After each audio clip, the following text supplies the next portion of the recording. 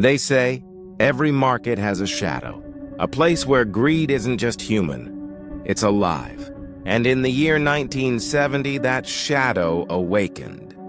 The bazaar was crowded, colorful, and loud. Vendors shouted over each other, women bargained with sharp voices, children darted between stalls laughing. The air was filled with the smell of spices, grilled meat, and dust. But in the middle of that chaos, one stall stood apart. It belonged to a man named Elias. His stall glowed brighter, his shelves always full, his customers endless. Every day people lined up to buy from him, even ignoring stalls that sold the exact same things. To outsiders, it looked like blessing, but to the other vendors, it looked like a curse. They whispered behind his back. Why him? What's his secret? What makes his shop so special? But no one had an answer. On the outside, Elias looked successful, but inside his home, his world was collapsing. His son, Daniel, just 10 years old, was gravely sick. His breath shallow, his skin pale.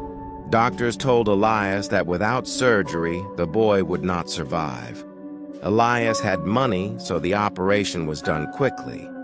For hours, Clara, his wife, sat in the hospital hallway, hands shaking, whispering prayers.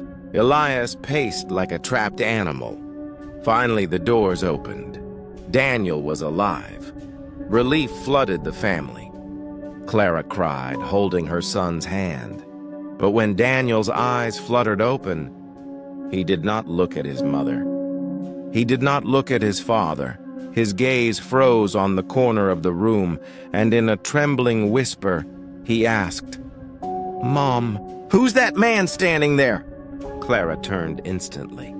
The corner was empty, but Daniel's eyes widened in terror. His little hand gripped hers tighter, because to him, it wasn't empty.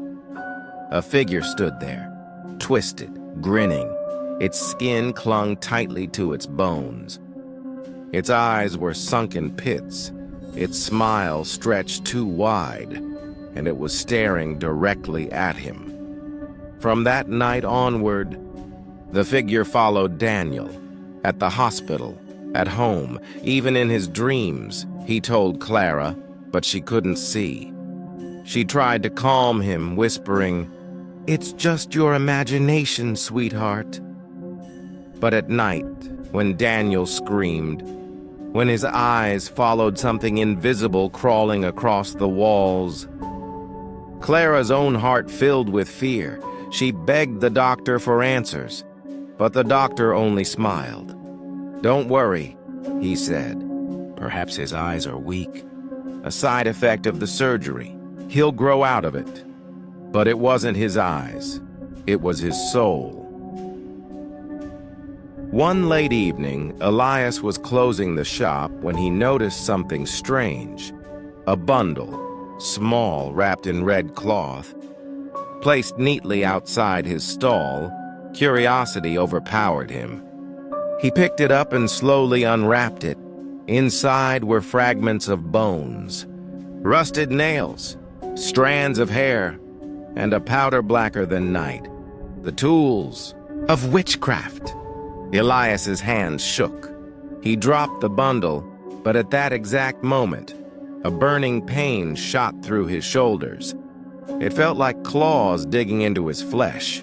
His knees buckled. Staggering home, he pushed open the door, sweat dripping down his face. Daniel saw him and screamed, "Dad! Don't come close! She's on you! She's sitting on your shoulders!" Clara gasped. Pulling her son away, Elias froze, because Daniel wasn't lying. For us, the audience, the truth was visible. On Elias's back crouched a witch. Her face hidden beneath tangled black hair, her long nails buried into his skin. Slowly, she lifted her head, revealing sharp, rotting teeth. Elias's breath caught in his throat. His world spun. This wasn't sickness. This was something darker, terrified. Elias sought help.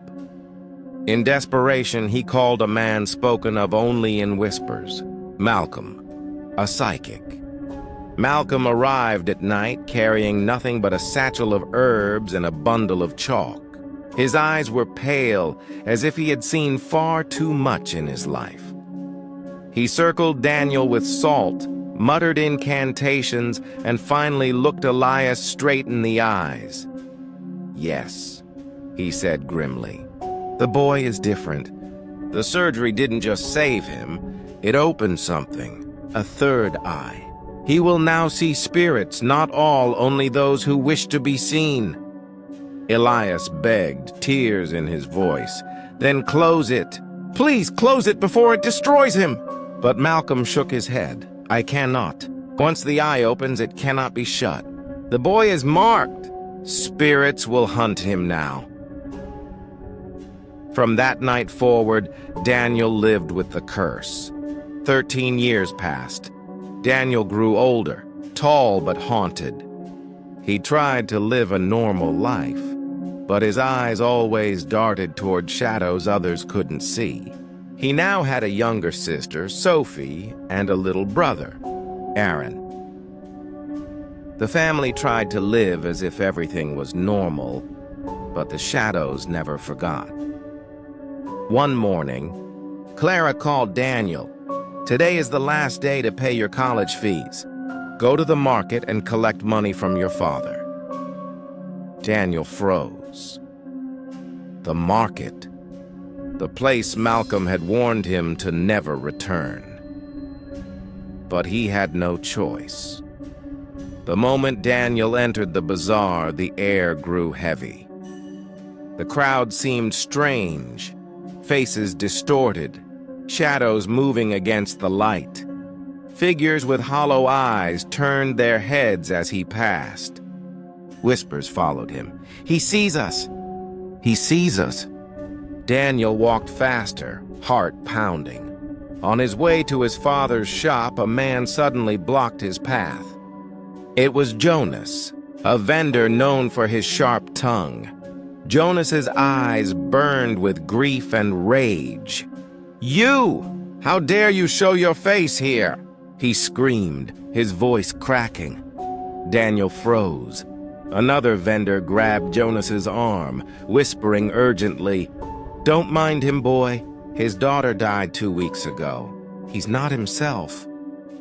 But the way Jonas looked at him, spitting with hate, it felt personal. Daniel wondered, what does he know that I don't?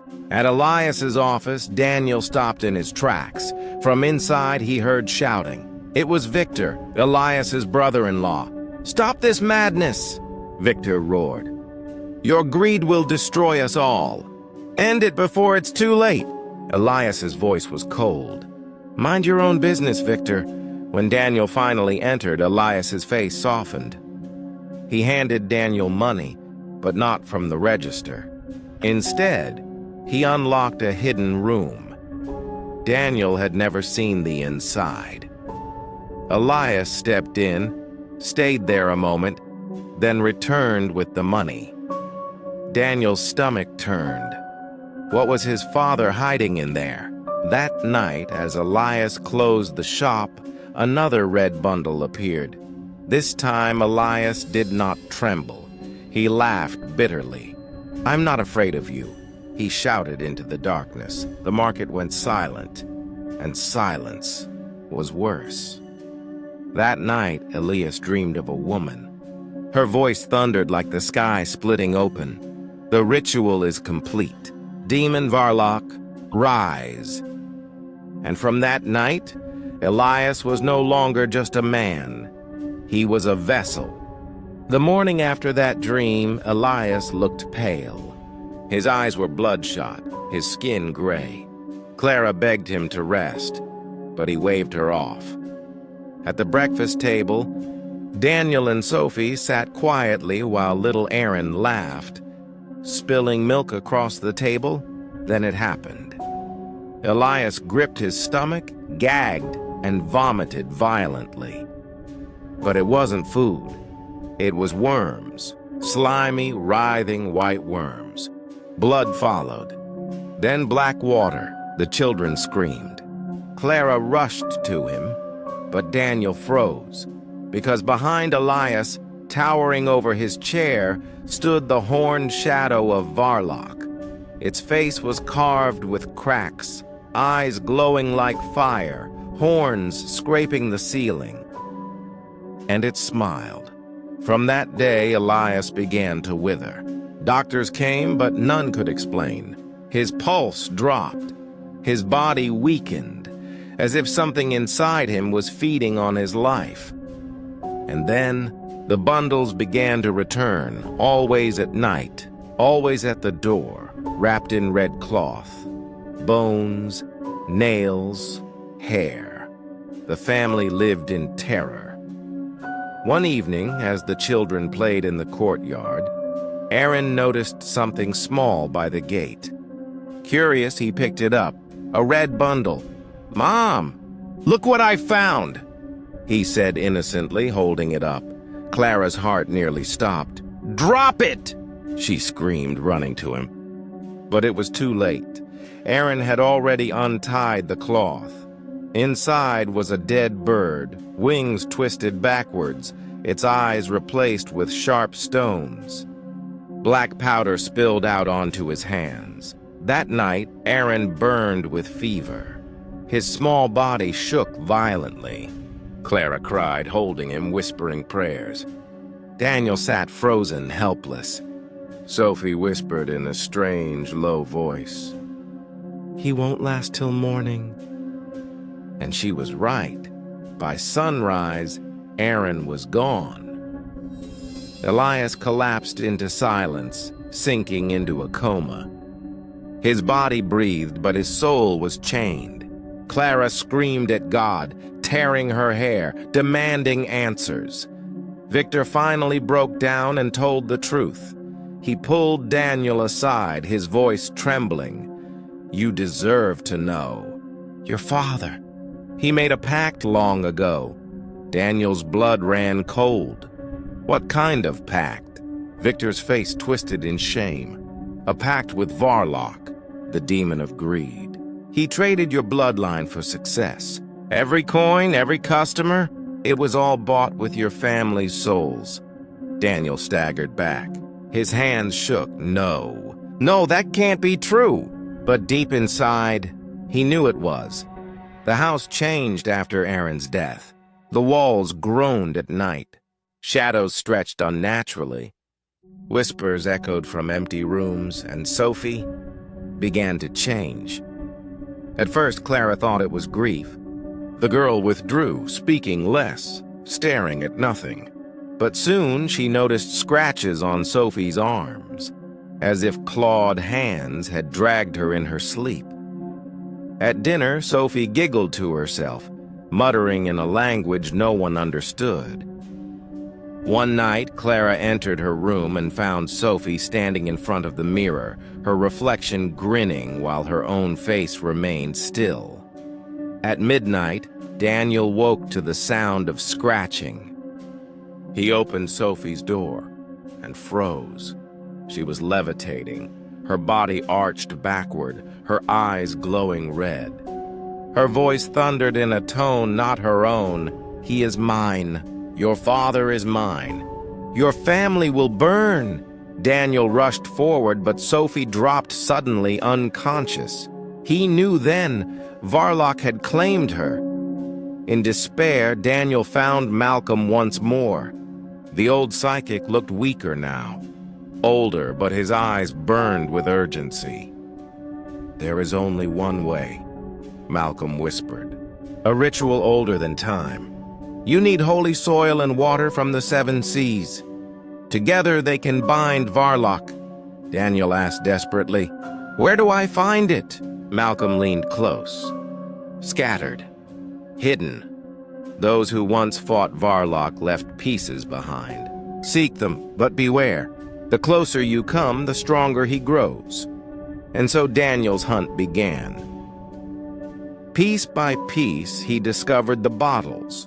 each hidden in cursed places. One beneath a ruined church where walls bled, another buried in a graveyard where the earth shook when he touched it, another hidden in the marketplace itself, guarded by shadows that whispered his name.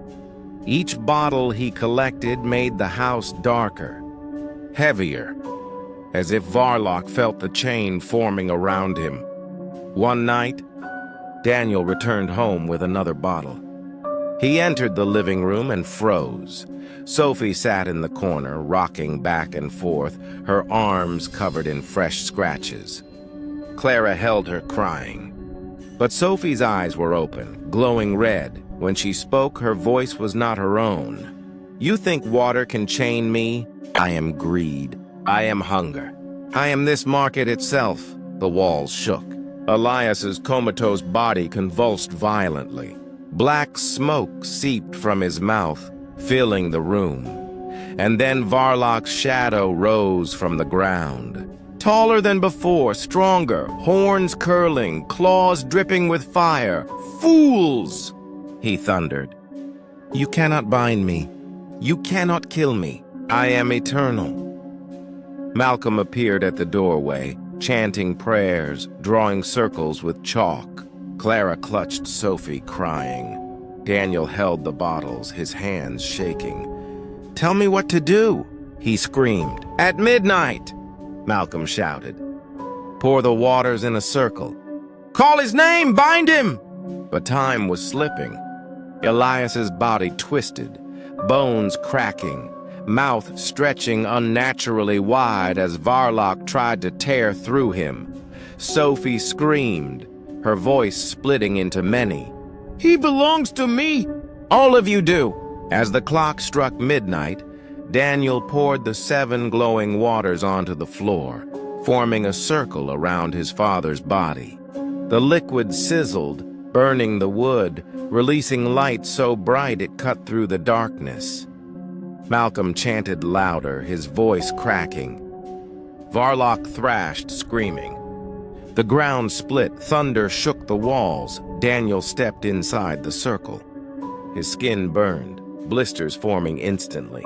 Tears filled his eyes, but his voice roared louder than his pain. "You took my brother. You destroyed my father. Tonight, I end you!"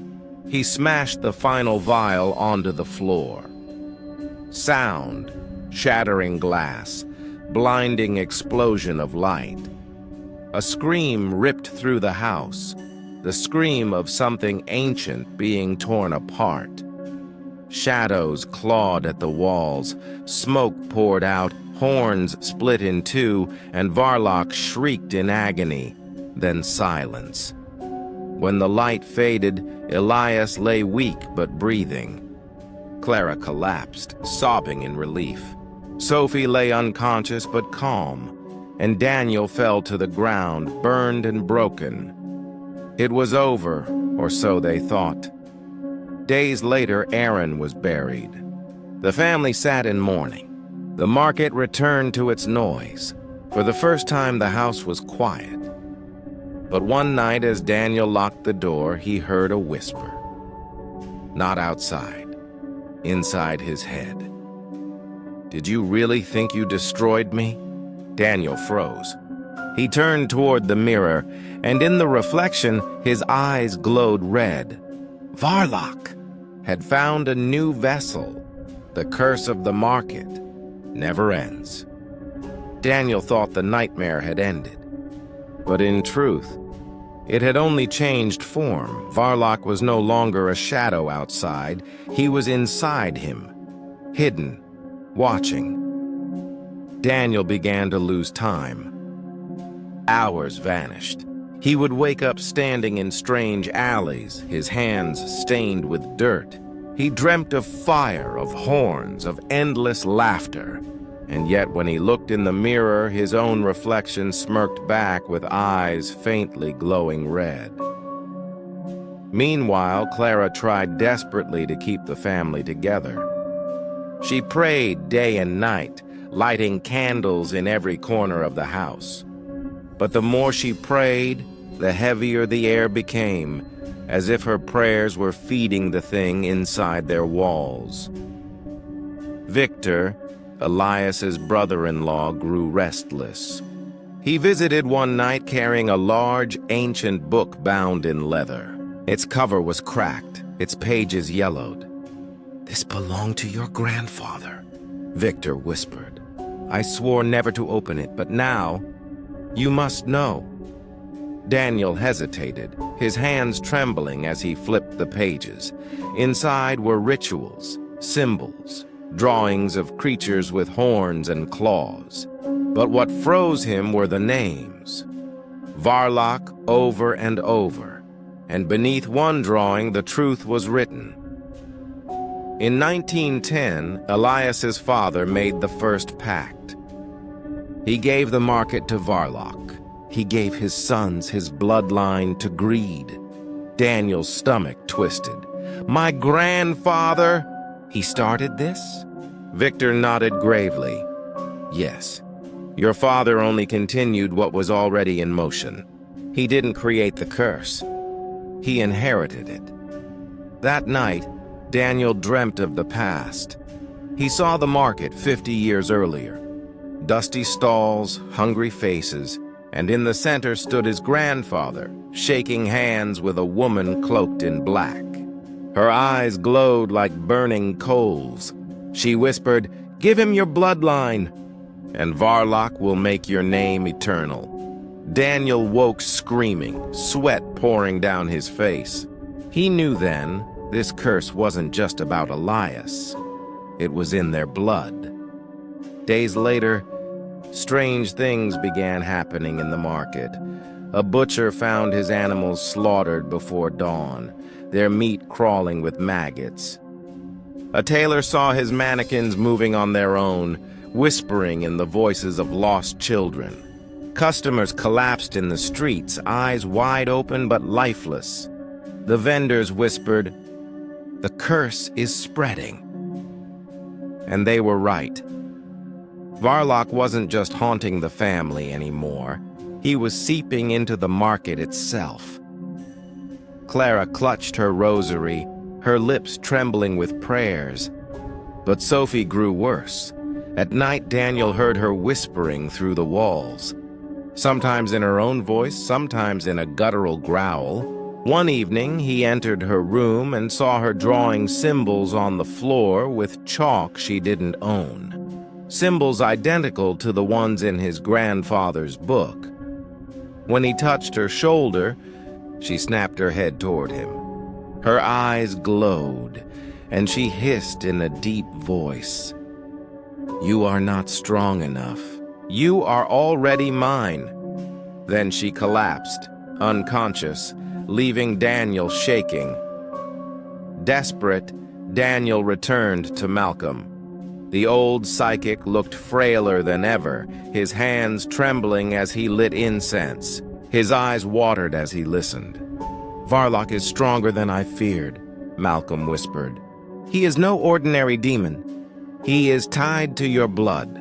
He feeds on greed, on envy. Every coin your family earned was soaked in his hunger." Daniel asked. "Then how do I stop him?" Malcolm leaned close. "You cannot destroy him. You can only bind him. And to do that, you must sacrifice something greater than greed itself." Daniel frowned. "What do you mean?" Malcolm's eyes filled with sorrow. "A life. One from your bloodline must willingly give themselves to end the pact. Only then will Varlock be chained." Daniel staggered back, his voice breaking. "You mean I have to die?" Malcolm didn't answer. He only handed him a small dagger, its blade engraved with strange runes. "Decide soon," Malcolm said softly, "for Varlock grows stronger every night." That evening, Daniel found Clara weeping in the kitchen. Her hands trembled as she clutched a photograph of Aaron. "I can't lose another child," she whispered. Daniel froze, guilt tearing through him. He wanted to tell her everything, the truth about their grandfather, the pact, the sacrifice. But the words wouldn't come. Instead, he sat beside her, silent, while the house groaned as if listening. By now, the market was nearly unrecognizable. At dusk, shadows walked without owners. At night, voices whispered from empty stalls. Customers vanished, their belongings found abandoned in the streets. The vendors began to abandon their shops. Doors closed, windows boarded. The once busy bazaar turned into a graveyard of silence. And at the center, Elias's shop remained open, though Elias lay in a coma, his body twitching at night as if something else moved within. One night, Daniel entered the shop alone. The air smelled of rot. Behind the counter, he heard whispers, faint but sharp. Greed, hunger, blood. He followed the sound to the locked room, the forbidden one where Elias once kept his secrets. With shaking hands, he unlocked it. Inside was darkness. The walls were covered in symbols drawn in blood. Bundles of bones and hair hung from the ceiling. At the center, a pit yawned open, as if the floor itself had been torn away. From it rose the stench of death, and then he heard it. Sound. Deep, rumbling growl, Varlock's voice. You open the door. Now I will never leave. Daniel stumbled back, clutching his chest as heat surged through his veins. His vision blurred. For a moment, he saw his hands, clawed, burning, not his own. Then silence. When he returned home, Clara and Sophie were waiting. But Sophie wasn't herself. Her eyes were glowing, her smile twisted. She walked slowly toward Daniel, her voice echoing. Brother, why fight me? Why fight him? We could be gods. This market could bow to us. Daniel shook his head, tears streaming. No, Sophie, fight him, please! But Sophie only laughed, her voice a blend of hers and Varlock's. You don't understand. He doesn't need Father anymore. He doesn't even need me. He already chose his vessel. Daniel froze. Her eyes locked with his. And in that moment he knew. Varlock was inside him. Daniel collapsed to his knees, clutching his head as voices screamed within him. Images flashed. His grandfather signing the pact. Elias vomiting black water, Aaron screaming as he died, Sophie levitating, Clara praying, and behind it all, Varlock's laughter. The truth crushed him. He wasn't just cursed. He was the curse, and unless he sacrificed himself, Varlock would never be stopped. The night Daniel realized Varlock was inside him, everything changed. Sleep abandoned him. Every shadow whispered. Every mirror showed not his reflection, but a horned figure smirking back. He tried to hide it from Clara and Sophie, but the truth leaked through. His hands trembled uncontrollably.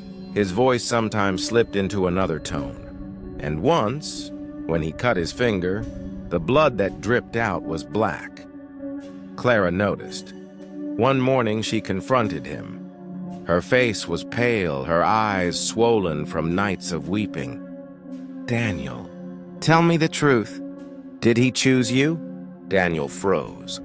His lips quivered, but he couldn't lie. Yes, he whispered.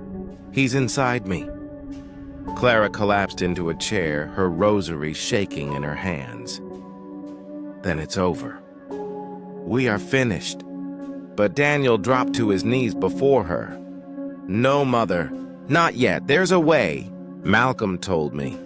Clara's eyes burned with hope. What way? Daniel's voice cracked. I have to sacrifice myself. For a long moment, silence drowned the room. Only the rain hammered against the windows. Then Clara shook her head violently, clutching him. No. I already lost Aaron. I will not lose you too. Daniel gripped her hands, his voice desperate. "If I don't, you'll lose Sophie next. And then yourself. Varlock will take everything. Don't you see? I'm already gone. He chose me. But if I give myself willingly, I can drag him down with me." Tears spilled from Clara's eyes. She wanted to scream, to forbid it, but deep inside, she knew he was right. That evening, Victor returned with more pages from the forbidden book. He spread them on the table, his hands trembling. "This is the final ritual," he whispered. "A circle of holy soil, the waters of the seas, and a vessel willing to burn." Daniel stared at the pages, the symbols glowing faintly as if alive. His stomach knotted. This was no simple prayer. This was a blood ritual. Victor continued, "But it must be done at the heart of the curse." Clara frowned. "The house?" Victor shook his head. "No, the market. Where it all began." That night they prepared.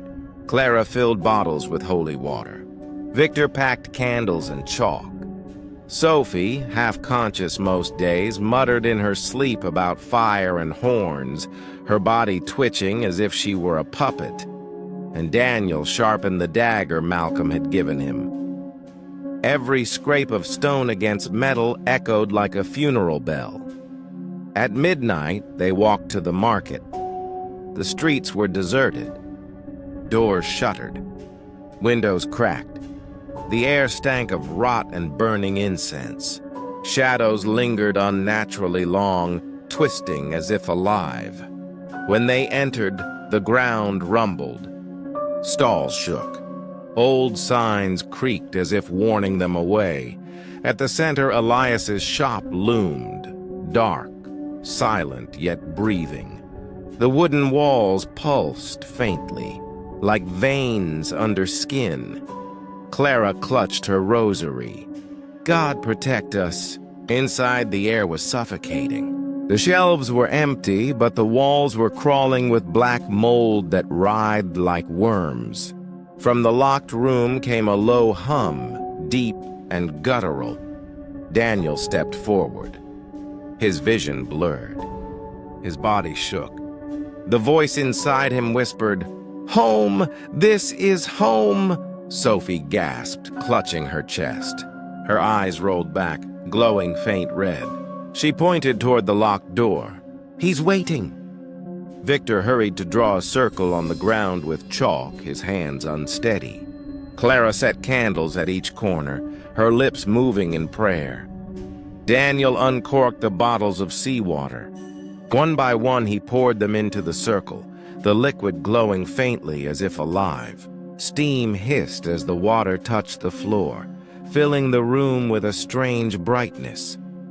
When the circle was complete, Victor nodded. "It's ready. Step inside," Daniel's breath caught. His whole body screamed to run, but he clenched the dagger and stepped into the circle. The ground shuddered. The air grew thick, and from Elias's comatose body, still lying in the shop corner, black smoke erupted, filling the room. Varlock rose. He was larger than ever, his horns scraping the beams, his claws dripping molten fire. His eyes locked on Daniel, glowing with hunger. "You think you can bind me?" Varlock thundered. "I am greed. I am hunger. I am this market." Daniel trembled, but his voice roared back. "You took Aaron. You broke my father. You poisoned my sister. Tonight I end you."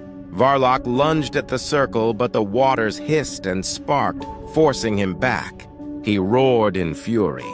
Clara screamed prayers, her voice raw. Sophie thrashed, her body levitating, mouth spewing words in a guttural tongue. Victor held the circle together, his hands bleeding as he carved deeper symbols into the floor. Daniel raised the dagger. His chest burned, his eyes glowing red as Varlock pulled at his soul from within. The demon laughed, voice splitting the walls. "You cannot kill me. I am inside you. If you strike yourself." Daniel's hand shook violently. His mind fractured, voices screaming in his skull. One voice was his own, the other was Varlock. For a moment, Daniel faltered. He saw visions, himself ruling the market, riches piled high, Clara healed, Sophie smiling. Varlock whispered sweetly, "Accept me. Together we can make this world ours." Daniel's heart ached.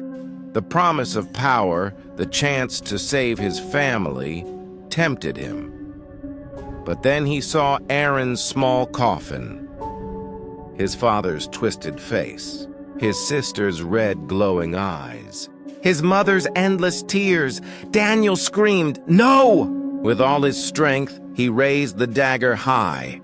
He plunged the blade into his own chest. A burst of light erupted from the circle. The waters boiled, the soil cracked, and Varlock shrieked with rage.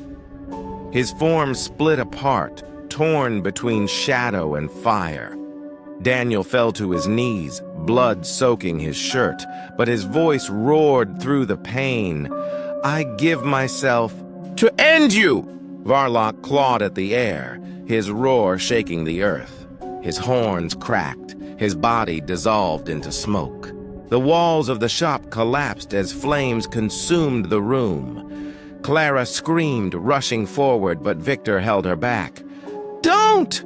If you break the circle, it's over!" Tears streamed down Clara's face as she watched her son burning in holy fire, his body collapsing as Varlock's scream filled the night. Finally, silence. When the smoke cleared, the circle was broken. The shop was gone. Only ashes remained, and in the center lay Daniel's body, still, eyes closed. For a moment, it seemed the curse was broken. Clara fell to her knees, clutching Daniel's body, sobbing uncontrollably. Sophie lay unconscious, her eyes finally free of red glow. Victor whispered prayers over the ashes. The market was silent. Too silent. Then it came, a whisper, crawling across the ruins. "Did you really think sacrifice would end me?" Clara froze. Sophie stirred. Victor turned pale. The ground beneath them pulsed. The ashes shifted, and slowly, the market itself began to move. Wooden beams bent, stalls twisted. The cobblestones cracked and fused into shapes. Windows stretched like eyes. Doors yawned like mouths. The entire market was alive. And Varlock's voice thundered, not from the shadows, not from Daniel, but from the walls themselves. "I am not bound to one man. I am every deal, every coin, every greedy heart. I am the market." The bazaar itself had become the demon. The bazaar groaned and shifted around them, no longer a place of trade but a living, breathing monster. Stalls stretched into rib-like arches. Doors snapped open and shut like gnashing jaws, and the cobblestone paths twisted into a spiraling labyrinth. Varlock's voice roared from everywhere at once. Walls, beams, even the soil beneath their feet. I fed on Elias, I drank Aaron, I tasted Daniel. You cannot stop me. I am every coin spent in greed, every bargain made in envy, every shadow cast by desire. You cannot burn hunger. Clara clutched Sophie, who had just regained consciousness. Sophie's eyes were free of the red glow, but she was weak, trembling. Victor stood frozen, his face pale with terror. "Run," Clara whispered, clutching Sophie tighter. "There is nowhere to run," Victor said, his voice breaking. "If the market is Varlock, then the whole town is doomed." The ground heaved violently, throwing them to the floor. From the ashes where Daniel's body lay, a pillar of black smoke rose, swirling upward until it merged with the market itself. Clara screamed. reaching for her son's body, but it was gone, consumed. "Daniel!" she cried, her voice shattering, and then from the smoke a figure emerged. Daniel's face, twisted and pale, his eyes glowing red. His mouth moved, but it was Varlock's voice that thundered. "Your son belongs to me now!" Clara staggered, her rosary rattling in her hands. "No! No, I won't let you!" Sophie, weak but defiant, forced herself up. Her small voice cracked, but she shouted into the chaos. "Daniel is not yours! He's my brother!" For a moment, the red glow in Daniel's apparition flickered. Varlock roared, shaking the market, but Clara noticed the hesitation. She grabbed Sophie's hand. "Keep calling him. Don't stop!" Victor fumbled with the ritual pages, his hands trembling as splinters rained from the collapsing beams. "There's one last incantation," he stammered. "But it requires the blood of the first pact." Clara froze. Her heart pounded.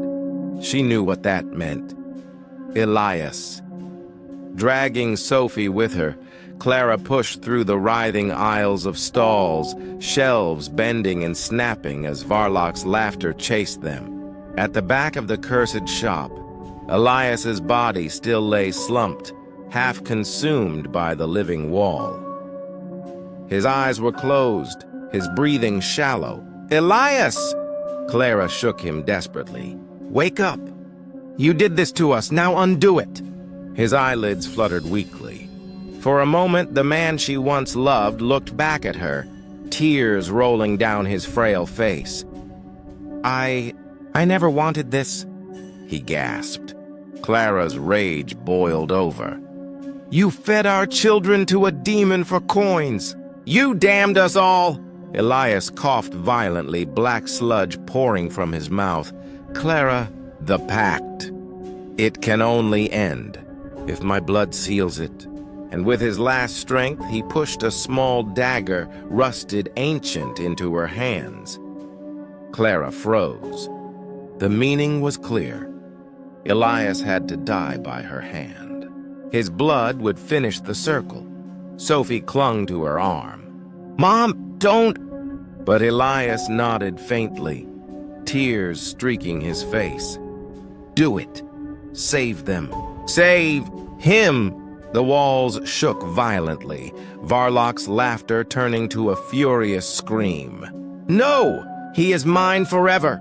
Clara lifted the dagger, her hand trembling violently. All the years of betrayal, lies, and greed boiled inside her. She remembered Aaron's tiny coffin, Daniel's scream as he fell, Sophie's trembling in her arms, and she drove the dagger into Elias's chest. Blood poured onto the ground, glowing red as it touched the broken soil. The market shrieked, beams collapsing inward, fire bursting through stalls. Varlock's form writhed above them, split between shadow and flame. Victor shouted over the chaos, reading the incantation from the forbidden pages. "With the blood of the pact, with the waters of the seven seas, with the sacrifice of the sun, I bind thee, Varlock, to the ashes of your greed." The waters in the circle flared once more, burning white-hot. Clara pulled Sophie close as Varlock lunged, his clawed hand reaching for them. "You think this ends me? I will return in every coin, in every deal. I am eternal hunger." Then through the smoke, another voice rose. "Mother!" Clara's heart stopped. It was Daniel's voice, faint, pure, not Varlock's. "Mother, let me go." She looked up, and for an instant, she saw Daniel's true spirit breaking free from the demon's shadow. His face no longer twisted but calm, smiling through the fire. "I'm free because of you." And with that, his spirit dissolved into light, slamming into Varlock's chest. Varlock shrieked as his body split apart, fire erupting in every direction. The market's walls caved, the cobblestones cracked. And with one final roar of fury, the demon imploded, collapsing into a heap of ash and molten shadow. Silence.